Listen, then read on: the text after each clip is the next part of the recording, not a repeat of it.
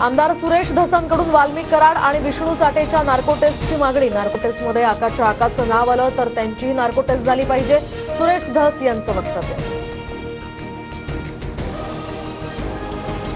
महायुतीला Shivaji Maharaj EVM machine वाटते। CSMT स्थानकात शिवाजी महाराजांचा पुतळा कधी लागणार?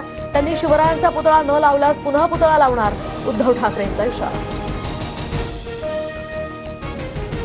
पुण्यात उद्योजकांना ब्लॅकमेल करून वसुली केली जात असल्याच्या तक्रारी, तर उद्योजकांना त्रास देणाऱ्यांवर थेट मकोकाची कारवाई करा, मुख्यमंत्री फडणवीसांचे पुणे पोलिसांना आदेश। पुण्यातील गाड्या तोडफोडीच्या घटनांवरून अजित पवारांनी पोलिसांना झापलं, तर गाड्या फोडणाऱ्यांवर मकोका का लावत नाहीत, अजित पवारांचा सवाल। तसंच आरोपींचे धिंड काढण्याच्याही सूचना। महायुतीमध्ये अजित पवार नसते तर शिवसेनेचे 100 आमदार निवडून आले असते, मात्र अजित पवारांची मागून एंट्री झाली म्हणून प्रॉब्लेम झाला, गुलाबराव पाटलांचं मोठं वक्तव्य।